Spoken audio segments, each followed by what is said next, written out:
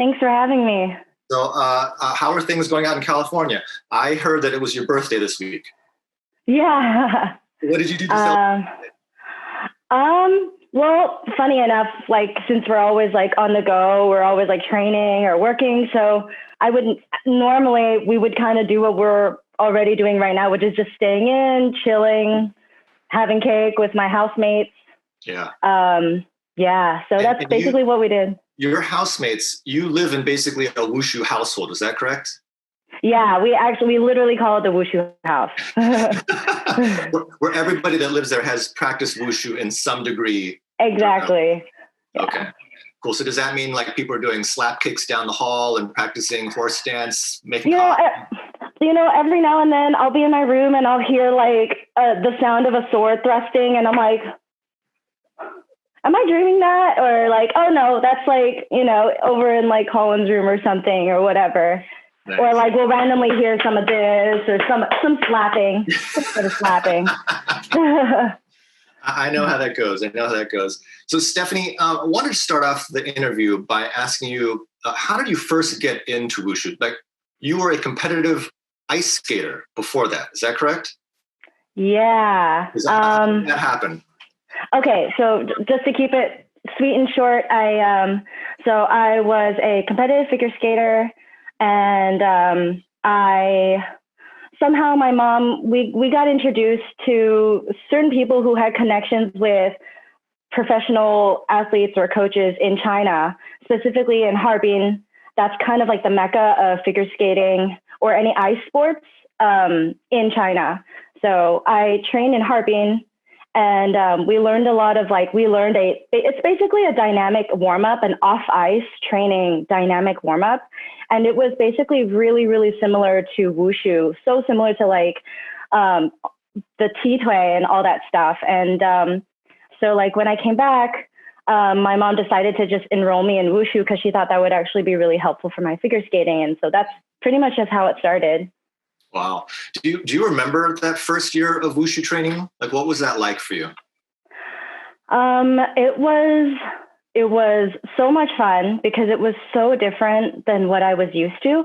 And of course, in the beginning, you don't really learn the performance aspect of all that stuff, but I was so used to already, doing routines and things like that. Cause I did so many things for figure skating. I did ballet, I did jazz, I did tap. I even did a little bit of gymnastics, and that was all really just solely to improve my figure skating. That was my,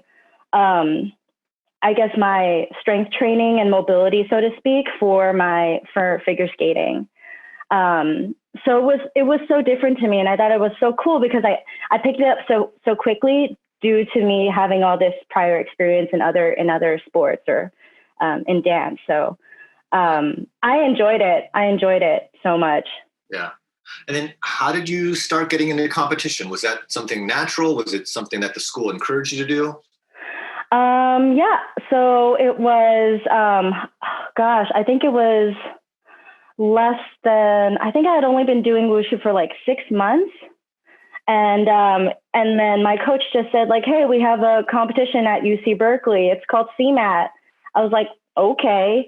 And he's like, you should do it. Like, I think you do really well. It's fun. Just go. I'm like, okay. And I don't even know what I was registered for. I don't even know. I was just told you're going to do this form and we're going to register you in 2 events, two categories, but you're going to do the same form. And I'm like, okay, all right. So I just did it. And yeah, that was my first competition experience, my Wushu competition experience.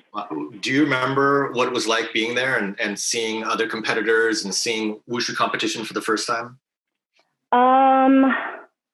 So I'm used to being following a set schedule for figure skating because they tell you exactly what time you need to show up, exactly what time you need to check in and register, what time is your warm up. Because for us, for figure skating, we have to be on the ice for warm up. So you can't like it's not like everybody can just swarm the ice. In an entire competition like Wushu, we all just like swarm the floor, right? The moment we see like, oh my God, the floor is empty, run, right? But like, you know, it has to be more organized than that in figure skating, especially when we're like skating with sharp blades. So we actually have a set warm-up time. So we have to really follow a schedule. And I wasn't used to not having that in Wushu.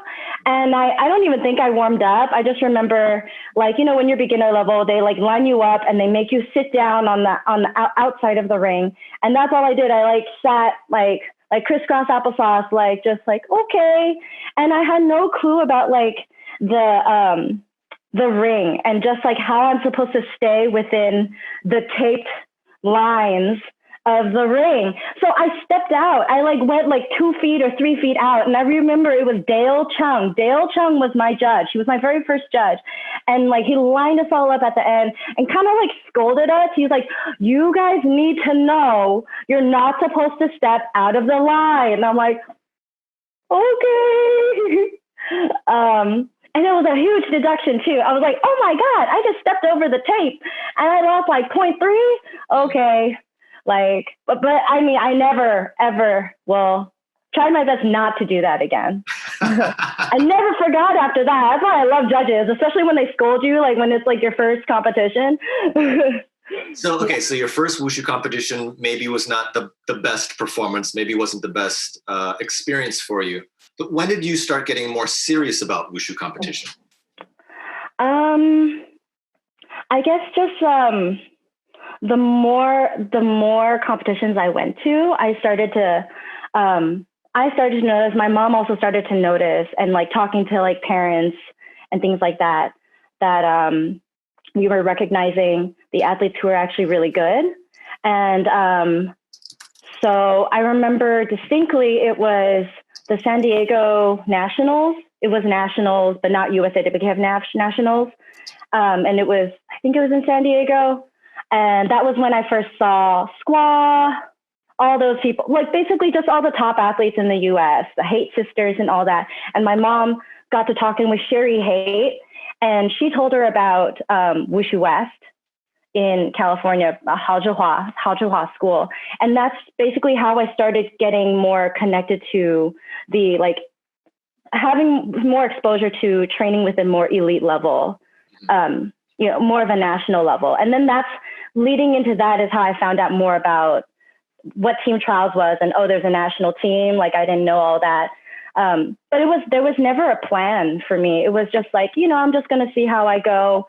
I'm going to keep training, you know, and at that time I was still ice skating too. So I didn't quite decide for sure what I was going to do. At that time, I thought like, I'm going to train figure skating and one day go to the Olympics. That was like my dream. Oh, wow. I wanted to be like the Michelle Kwan. That was my dream before. Wow. I mean, those are big dreams. Those are huge aspirations. Yeah. So when did you decide to try out for the U.S. team? Wushu team? I guess I just kind of found out about it from other teammates that I was training with.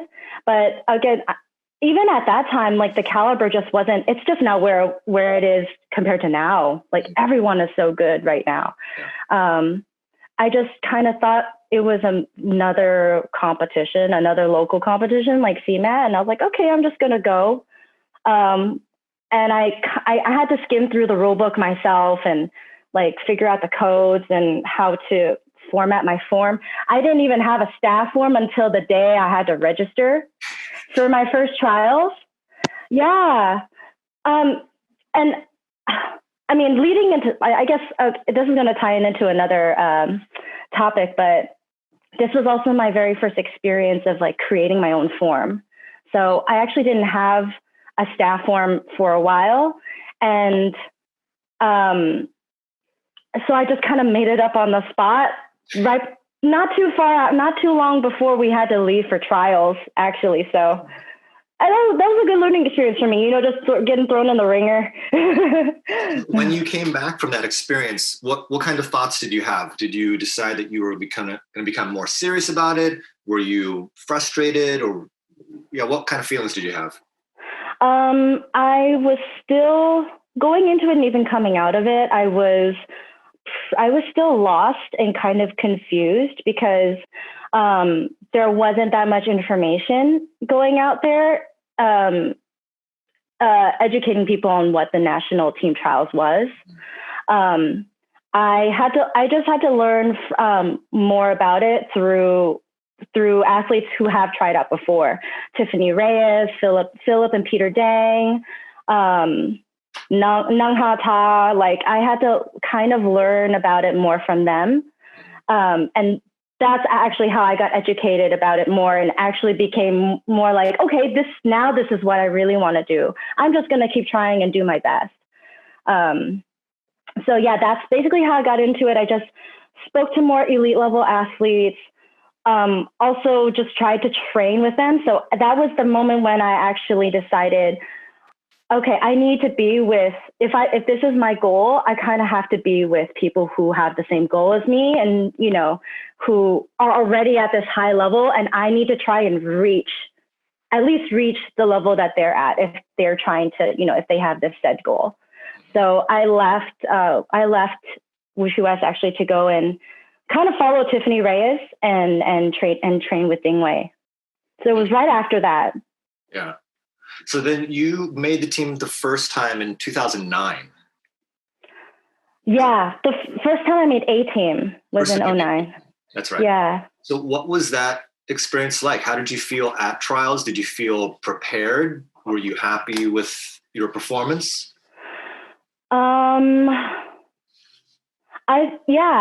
At that time, I actually used to almost even think that was my peak, but that was a long time ago. I mean, I thought I was so satisfied with that Changchun. I had never hit that score ever in my entire Wushu career. I didn't even think I could reach that score. It shocked me. I remember standing in the corner with my teammates waiting for my score, and I just had my head down. I'm like, oh, wow. Yeah, because that's the beauty of competition, that that's how you measure your progress. Otherwise, you don't really know. Your coach can only tell you so much, and you can only tell yourself so much. Mm-hmm. But it surprised me actually. Mm-hmm. But even then, because of that was the first year they separated the categories, separated the events, that you had to win first place in Changchun, or you had to get first place in that category in order to make the A team. And I got second. Sarah Chang got first. So I already knew, I think I was like out. I didn't think I was even going to make it. But I was lucky enough to take the Nanchen Nanda Nangun category slot because the other athletes didn't score high enough. So I was super grateful. I was just waiting there. I cried my eyes out because I was waiting in anticipation. I was just like shaking. I'm like, I don't think this is gonna happen, but like, yeah, I was so happy. Oh man. And then going to World Championships. Tell me about that experience. What was that like? And were you happy with your performance there? My first World Championship experience. Oh man, it was so bad. For Changchun, it was awful.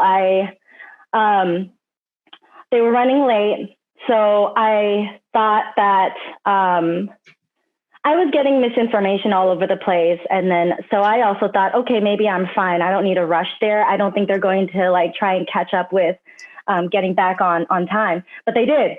They like cut their lunch break short, and then they went back to like running on time for the afternoon session. And I believe I was the first event in the afternoon session, and I was still at the hotel.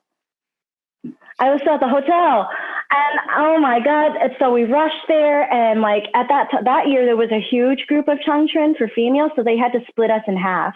So luckily I was in the second group, but in between that, they don't let you have a second warm up time on the carpet. So I was warming up in the back, and there's no warm up room that year. We basically were just like on this like cement floor in the back. So I didn't warm up my jumps. All I could do was just like my T-tway, my basics, and maybe do like some like dynamic like bouncing drills and stuff. But that was it. And that was the year I had a inside 540 split. I had a butterfly twist split, and I didn't get to warm up any of those. I had 3 split landings, and I didn't warm up any of those. It was awful.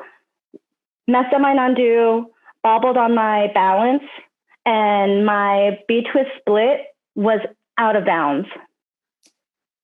Wow. So you went out of bounds again. I know. Oh. That sounds like a pretty rough and frustrating experience. When you came back, how did you process that, and how did you move on as a competitor and an athlete from that experience? It was tough. Because like in between the time that I made team, and in between team trials and worlds, between that time, my coach was finding a facility to have his own school. And during that time, we were all doing self-training. So I was training at 24-hour fitness in the in their studio, like where they have their group classes. So I was training on hardwood floor all the way up to Worlds. So I knew that I wasn't prepared. And when you go into a competition, any competition, and you know you're not prepared, you're going to be super nervous, and you're going to doubt yourself a lot because you know you didn't drill or you didn't practice enough of what's in your form. Mm-hmm. I just didn't have the confidence. Mm-hmm. So coming out of it, I wasn't surprised. But it also kind of sucked because I thought, but I thinking, considering the circumstances, I was like, you know what, it's still not too bad. I definitely could have done worse. So, I'm just going to keep trying. Nice. So, you were talking before about, the rules to get on the U.S. team changing, and then you had to do broadsword and staff. So you've competed or tried out for team using straight sword, broadsword, staff, and spear. What's your favorite combination? Or if you had your choice, what would be your favorite weapons? Oh man. Oh, that's tough. Just because I've done this pair the longest. I feel like out of the 4, I'm most proficient in Jian and Guan, just because it's basically my original combination, weapon combination. I love broadsword. A lot of people say that actually because my body type is a little stockier compared to the average jianqiang athlete, more like very slender, more flexible. But I'm actually my knowledge didn't actually. I didn't really broaden my knowledge of broadsword until I actually started coaching. So my knowledge for broadsword actually isn't very wide. Okay. Let me see here. I wanted to jump in. There were a couple questions that people had submitted ahead of time, and I'm gonna ask 2 of them. The first question is from Hector Toledo. Him, he's from Chile, and another question from Dusty Schmidt. Okay. Hector's question is, what do you think is the key to staying on the U.S. team for so many years, since it's so difficult and competitive? And Dusty's question is, what are your tips for recovery and long-term care for an extended wushu career? Ooh, well, you know what? They kind of tie in together. Yeah. Right. Over time, over time when you've been training for a certain amount of time, your body has just kind of like it's gone through the ringer. It's been through quite a bit of damage. And for me, personally, it's just about maintenance. And the older you get, your maintenance is going to take a little bit longer. And the tough thing is that the older we get, we also, we have our careers. We have, we gotta pay the bills now. Our parents ain't driving us to practice. Like, we gotta take care of all of that ourselves, stuck in traffic, driving to practice, paying for practice, paying for everything. And it's hard. It's really, really hard. So making the time to just take care of your body for recovery and all that stuff is super important, but it's also really hard to be consistent with keeping that up. You have to just be really patient with your recovery and making sure you're consistent. And a little bit goes a long way. You don't have to spend a whole hour or even 30 minutes. 15 minutes every day, 10 minutes every day goes a long way. Yeah. Can we talk a little bit more about that? What kind of training do you do outside of Wushu class? I'm sure all Wushu athletes are familiar with how like the standard Wushu class goes, warm-ups, basics, forms, etc. But what do you do when you're not in Wushu class to take care of yourself and prepare yourself for the next competition?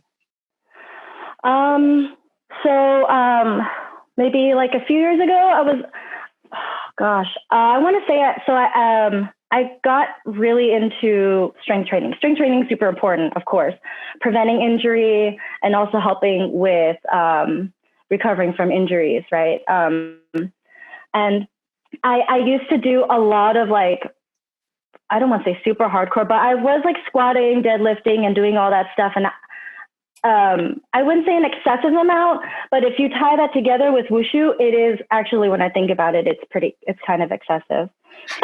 Excuse me. So then with that additional training, what about self-care? How do you take care of yourself when you're not actively practicing or actively conditioning and stuff? How do you make sure your body's ready for that next practice?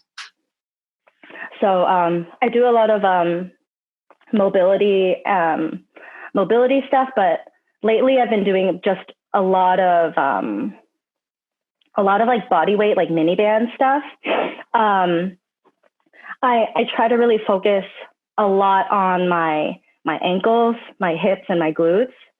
That those three areas are like super key, and of course like your core. But when you work on your lower body, it's also going to tie into your core anyway. So I do a lot of accessory work. So if you don't have the time or you don't have the equipment to lift weights or do any type of weight training, any kind of like resistance band work is for me really, really helpful. But I've also built the initial strength by doing so much strength training, like, further back. I'm trying to, for me, I just, in terms of like maintenance to balance out my Wushu training and strength training, I don't want to like overdo it too much with my strength training and then get too fatigued for Wushu now. So if I feel a little bit more fatigued than normal, I'll just choose to do more resistance training, body weight training, accessory work that day. I call it accessory work. But if my body is up to it, another day I'll do some strength, some actual weight training that day too. So you also have to know your body really well, and that's super important too. You don't have to force yourself to lift crazy heavy. Mm-hmm. And especially if your body's not like feeling up to it that day. Mm-hmm. Wow. So you said that you started weight training and doing this accessory training several years ago. What was the impetus for that? Were you feeling like your Wushu was plateauing? Were you trying to get to that next 540? What was the reasons for doing the supplementary training, and what results have you seen or do you feel in your Wushu?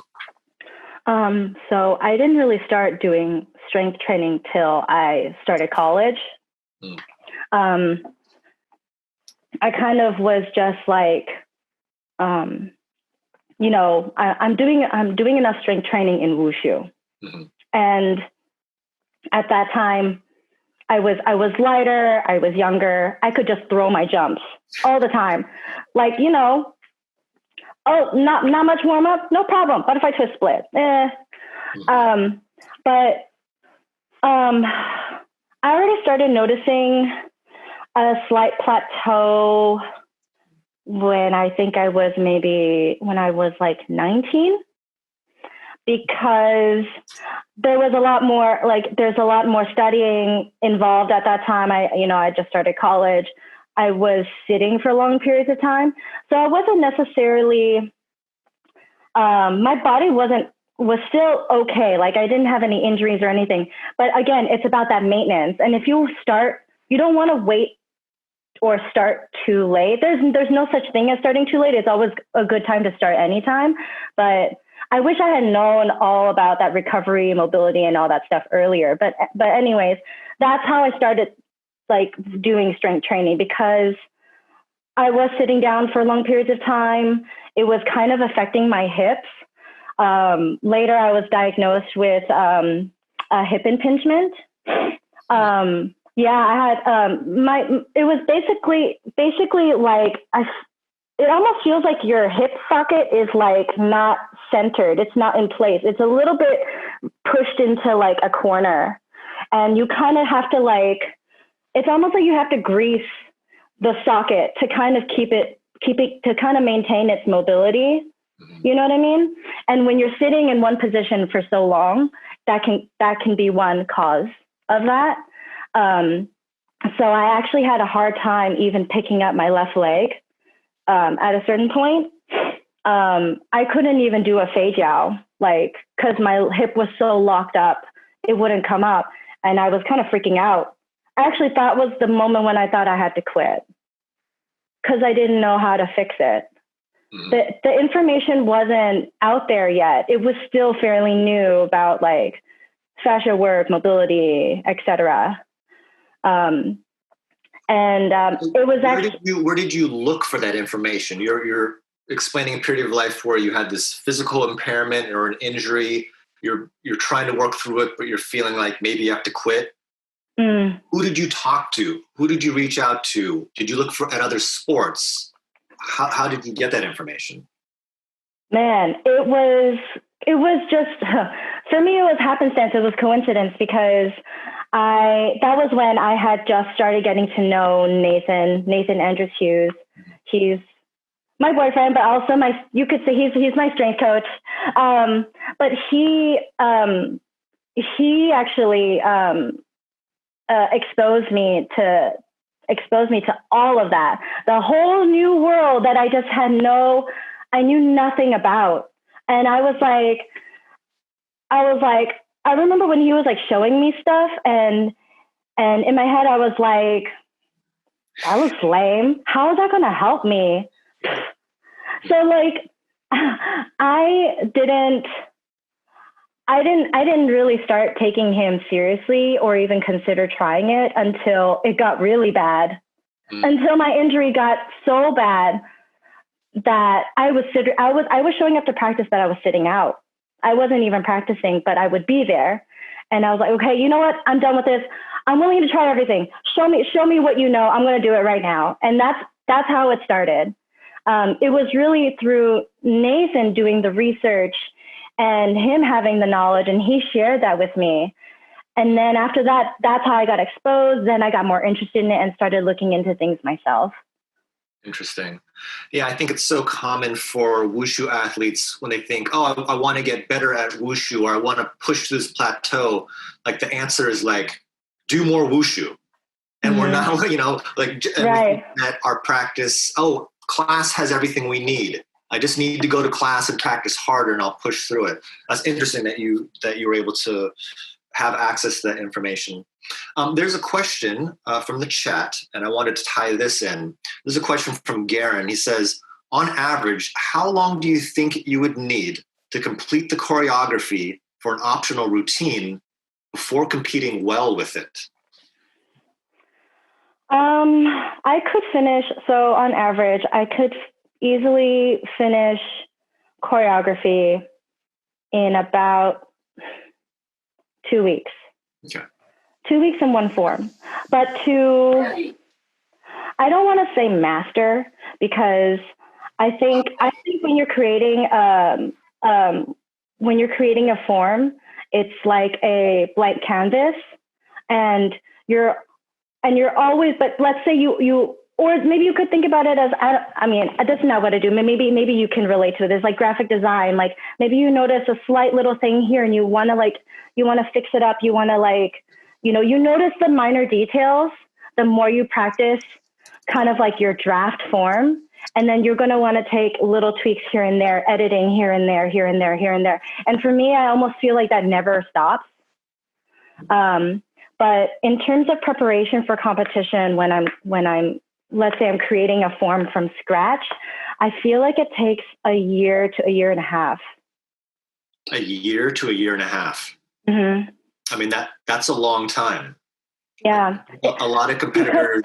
Because you specifically said, the question was, how would you compete well with it? Yes. So, you could easily just make a rough draft form in a month and compete with it in a month. That's totally fine too. But it's the quality. It's what you want to present. What do you want to show people about yourself? In that form, what do you want to express to people or to the judges? So yeah, for me personally, I feel like it needs that long. Wow. Good advice from Stephanie. A year and a half to master a form. I'd love to stay on this topic with you, Stephanie. You said you can put together a form in 2 weeks. What's that process like? Where do you look for inspiration? How do you go through putting the moves together, sequencing them, and then how do you decide, oh yes, I can do this move well, or I won't be able to do this move well in time for competition? So first of all, I have to think of the time frame. So for example, as soon as I finished Worlds, I'm like back to the drawing board. Like you learn so much from seeing the other athletes and then being judged, seeing your score. And then I watched my old video over and over and I'm like, I hate this. And if there's too many things that I want to just like etch out, like forget it. I'm just going to start with a blank slate again, start all over. So completely started fresh. I also try to look at, I try actually not to look too much at Chinese athletes. I actually take into consideration looking more at Singapore, Malaysia, Indonesia, and Japan, because they're not, some of them, they're either, they're not 100% professional athletes, or they're like, semi-pro, or they're like me, just, amateur, right? So that relates more to me. So I have to think, okay, they have full-time jobs like me. They're in school like me. How do they strategize their form and make it efficient? How do they make their form work for them, especially when they have a similar lifestyle like I do? That's actually what I had to really take into consideration. It's so easy to look at a Chinese athlete and think, oh my God, these moves are so cool, I'm going to take that. But you have to think of it as they train 3 times a day, 6 days a week. How are you going to make that move look like that or better? So that's the kind of things you have to take into consideration. So my favorite team that I love to follow is Japan. I love their style. I love their flavor. I love their rhythm. They have really good shenfa, but it's not too complicated. They know how to make it look good for them. Like they're very good at like simplicity, but making it look so good. So I started just getting inspiration from other teams aside from China, and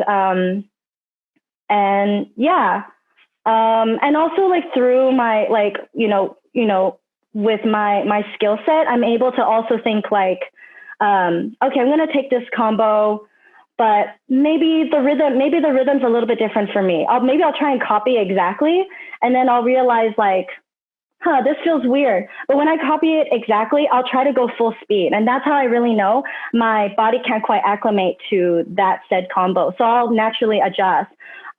Then for me, I'll look away. I won't look at the combo. I'll do it myself, but I'll see how I can do it the most naturally to me. So I'll notice, for example, oh, I did 2 extra steps here instead of like 3, I did 5. Or I did my left hand here, but that athlete did left hand here. But I like this one more, so I'm going to do it this way.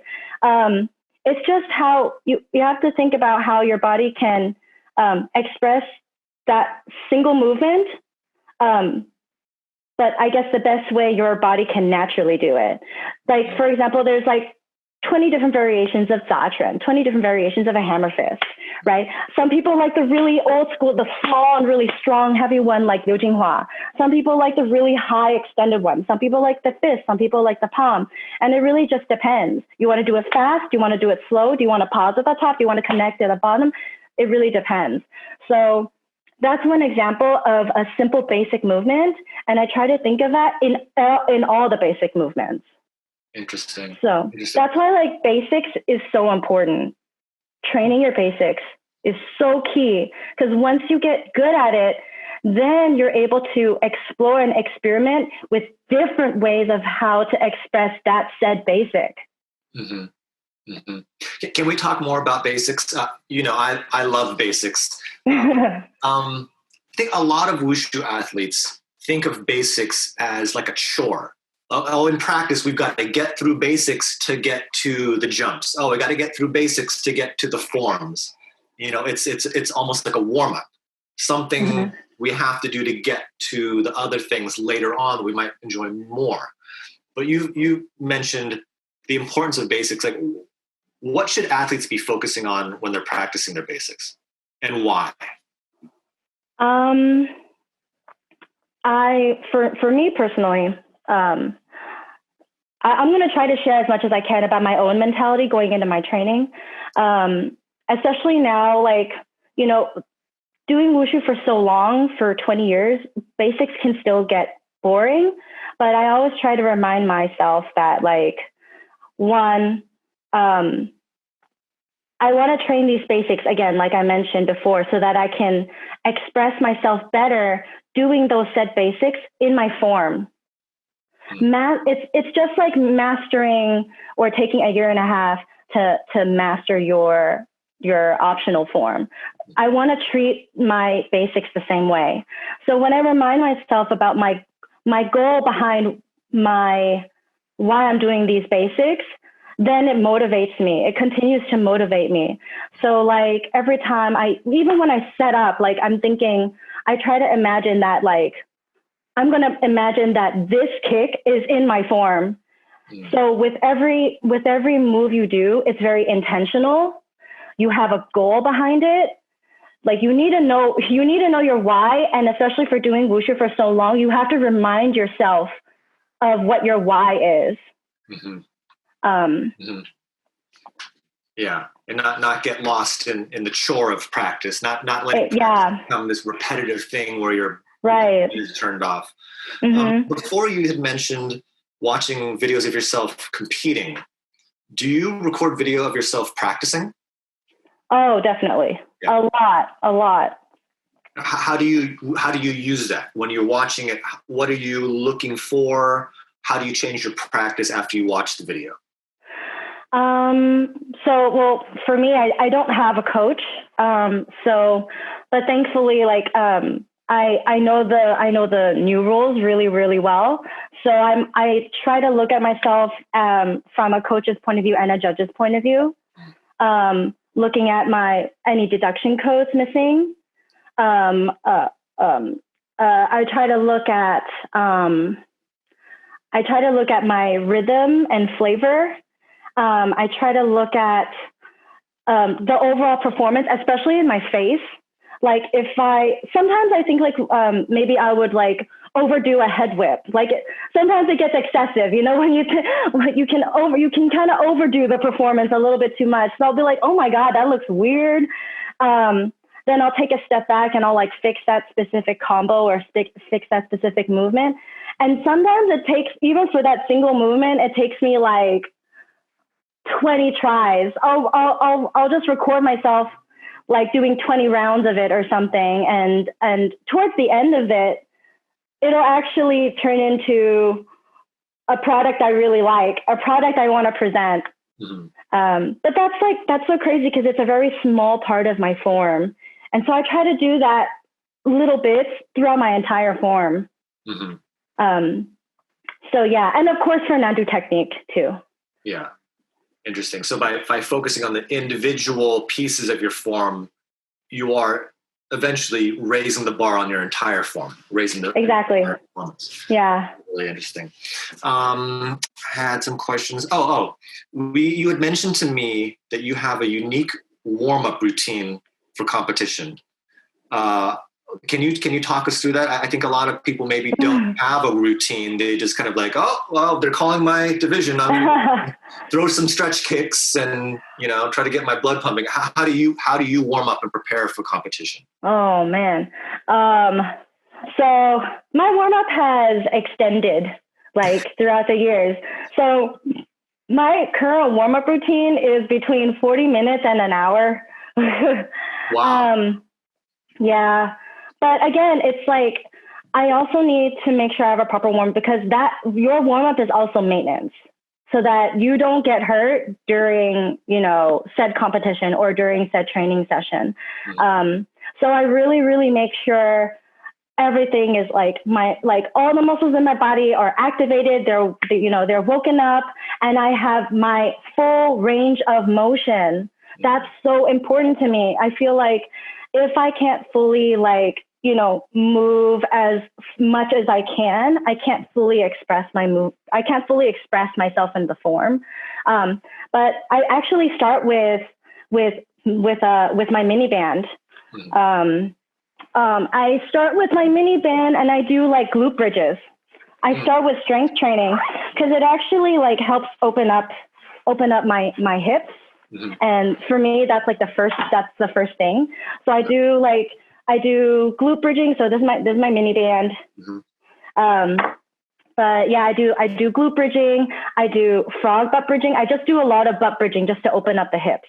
And then from there, I do my dynamic warm up. I do the world's greatest stretch. They call it that big lunge, mm-hmm.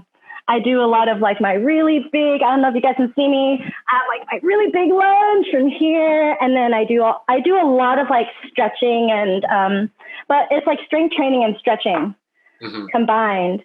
So once I pretty much do that, but throughout my entire body, also I do FRC, functional range conditioning. It's fairly new, I guess, to everyone in the strength training community. Mm-hmm. But you can almost think of it as it's PNF stretching times 10. Hmm. It's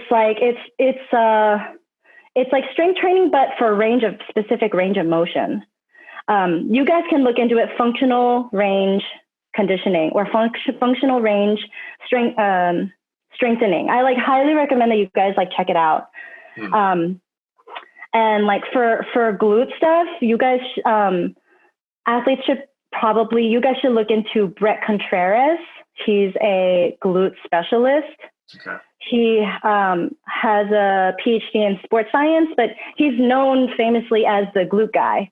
So I actually, that's a pretty good name, glute guy. Yeah. So I actually get a lot of, so my glute bridging warm-up routine is actually from him. He has a YouTube channel and I got that warm-up from him. I also do, and so after I've done all my stretching, I actually start with stretching because for me, it also feels it's strengthening and stretching. And then after that, I start doing, I do ladder drills. So I do ladder footwork drills and I do a lot of sprinting, sprinter technique warm-up drills specifically. And so I do a lot of those skipping ladder drills, sprinting drills, and then I'll do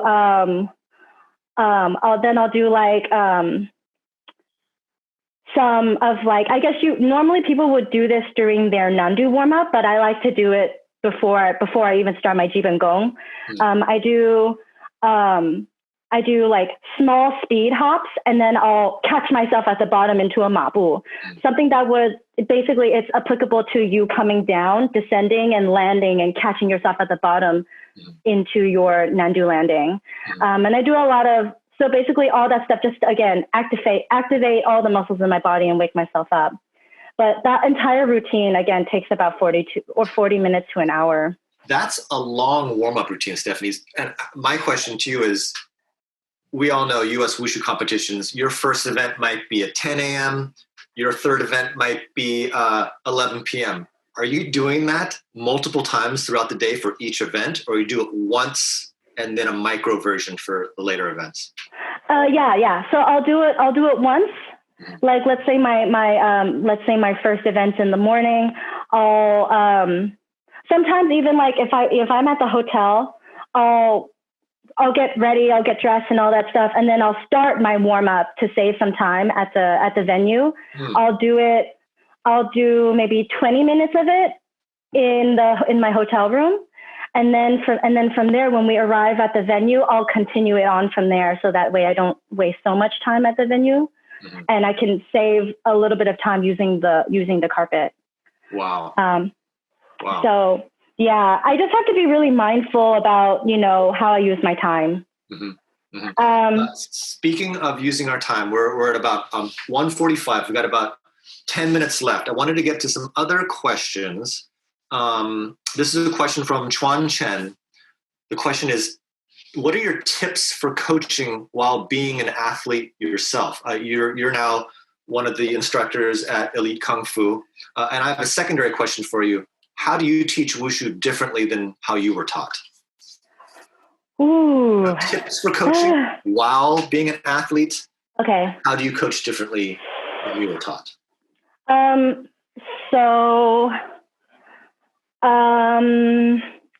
Okay, in general. I have to be really mindful of my time. I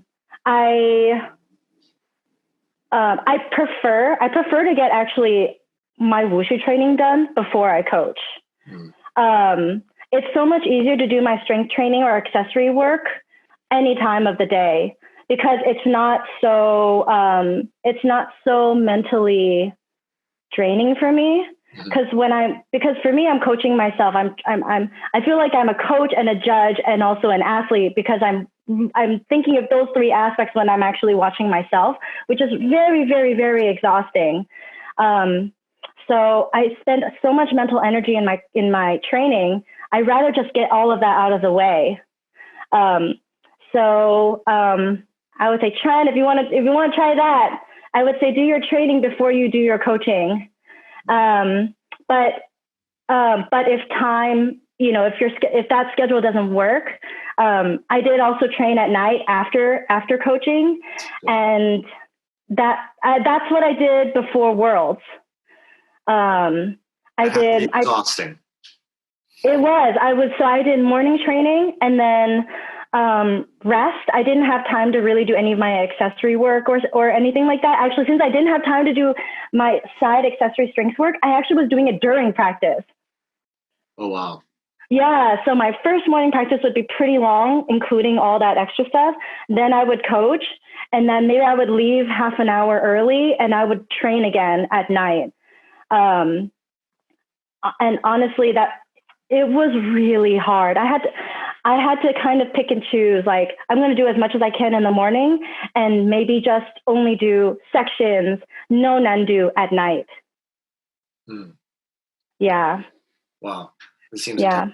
And then the second question is, how do you teach Wushu to your students differently from how you were taught?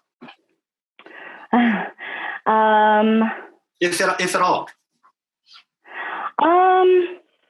Well, for me, I think because, I'm used to being told, go faster, jump higher. Like, why aren't you doing it this way? Like, and because of that, I was forced to think of why or how I'm supposed to be able to do that. And because I already kind of forced myself to think that way, that when I'm, like, for example, explaining something to my students, I'm really detail oriented. I really tell them, I tell them, like, step by step, but why or how. And I ask my students questions too. I'll say, like, so for 旋风脚, Can you tell me when do your arms swing? Does one arm swing out? What do you do with your right hand? Can anybody tell me what you're supposed to do with your left leg?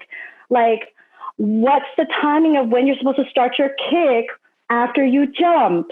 Like, I'm asked a lot of questions, and I make then they'll answer back to me, and then we'll like repeat it over and over again. I always tell myself, and I tell the kids, if you're unable to verbally explain it to me, I feel that you don't really know how to do the movement. That's great insight. Really, really good insight. Yeah. Couple more questions as we're wrapping this up. So Stephanie, you shared so many great tips. You've shared stories of your early competition experiences, and you're continuing to compete now. But I'm sure there are people that are watching this who are younger competitors. Maybe they haven't been to team trials yet. Maybe they have aspirations of representing the US in competition. What suggestions do you have for younger athletes who are just kind of starting out on their competition career?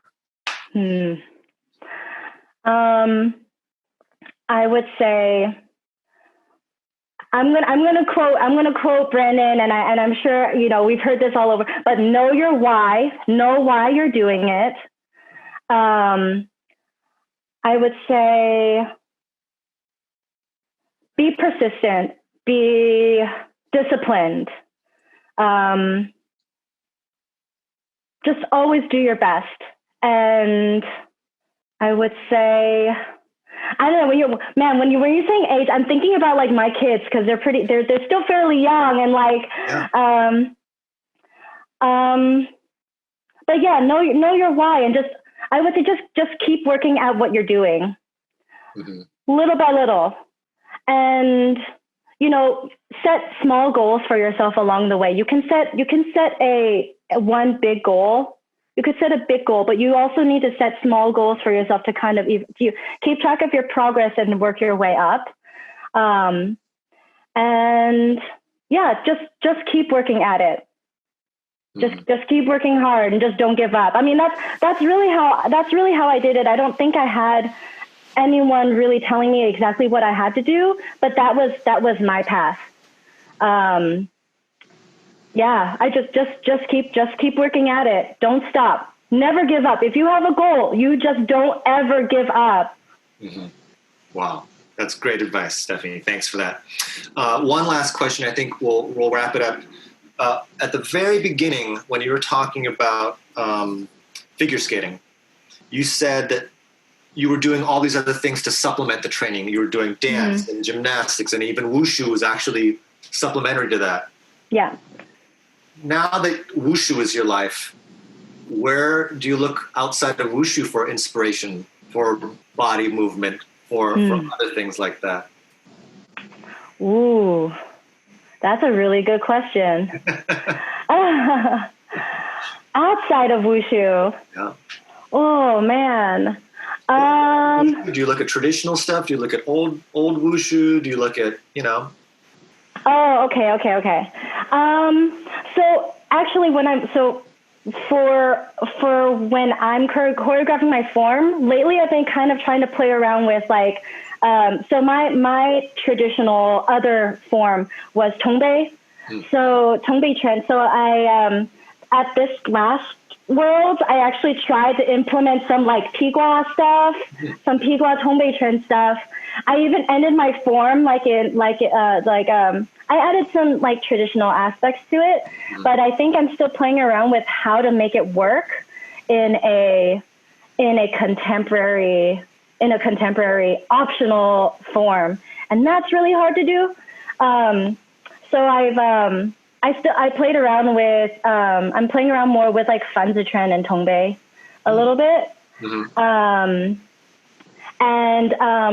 I remember watching the Jiao discussion when you were actually talking about how Hanjing actually added some Bagua inspired movements in her Jian form, and I didn't really watch her form closely, but I thought about how I would move naturally like that to kind of express that. And so yeah, I just try to think of different. I play around with it, and I just try and I visualize the traditional form, or just the general traditional movement, traditional form like combos, and think about maybe how I would apply that, and then kind of play around with it with my choreography.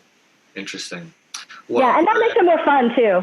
Yeah, well, we're all looking forward to seeing how that plays out in your wushu. Hopefully, we'll see you competing sometime soon after the pandemic. Yeah. Oh. Fingers crossed, fingers crossed. Okay. Well, everyone, we're down to it's 1:55 my time in New York City. I want to really thank Stephanie Lim for joining us and taking time out of her very busy schedule to share your story and to answer questions and give your input. So valuable to younger athletes and not so young athletes. I learned a lot hearing from you too. So thank you, Stephanie. For everybody, all the attendees, thank you for being here. We're going to be starting in 5 minutes with our next session, which will be Jerry Silva talking about how to run a successful wushu school during this pandemic. So everybody watching, we're going to take a 5-minute break. Please stay with us. Jerry will be joining us. Stephanie, thank you so much. It was great seeing you. Awesome. Thank you so much. Thanks for having me. Take care. All right. Take care. Bye, guys.